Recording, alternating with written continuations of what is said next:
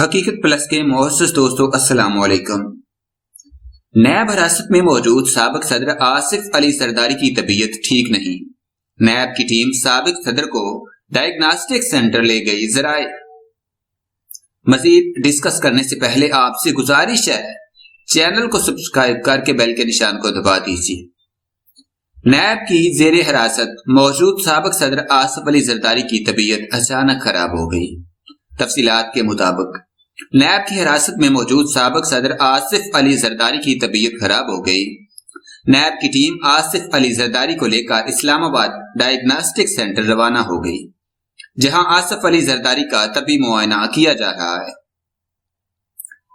اطلاعات کے مطابق سابق صدر آصف علی زرداری کو راولپنڈی انسٹی ٹیوٹ آف کارڈیالوجی منتقل کیا گیا، جہاں ان کے دل کے مختلف ٹیسٹس کیے جائیں گے۔ خیال رہے کہ آج صبح بھی نیب کی زیر حراست سابق صدر آصف علی زرداری کا میڈیکل بورڈ نے طبی معائنہ کیا تھا۔ میگا منی لانڈرنگ کیس میں زیر تفتیش آصف علی زرداری کے طبی معائنے کے لیے ڈاکٹروں پر مشتمل ٹیم نیب دفتر پہنچی اور سابق صدر کا مکمل چیک اپ کیا۔ اس دوران آصف زرداری کے دل کی دھڑکن، شوگر لیول اور بلڈ پریشر بھی چیک کیا گیا، جس میں شوگر لیول کم نکلا۔ ڈاکٹرز کے مطابق سابق صدر کی دل کی دھڑکن اور بلڈ پریشر نارمل ہے۔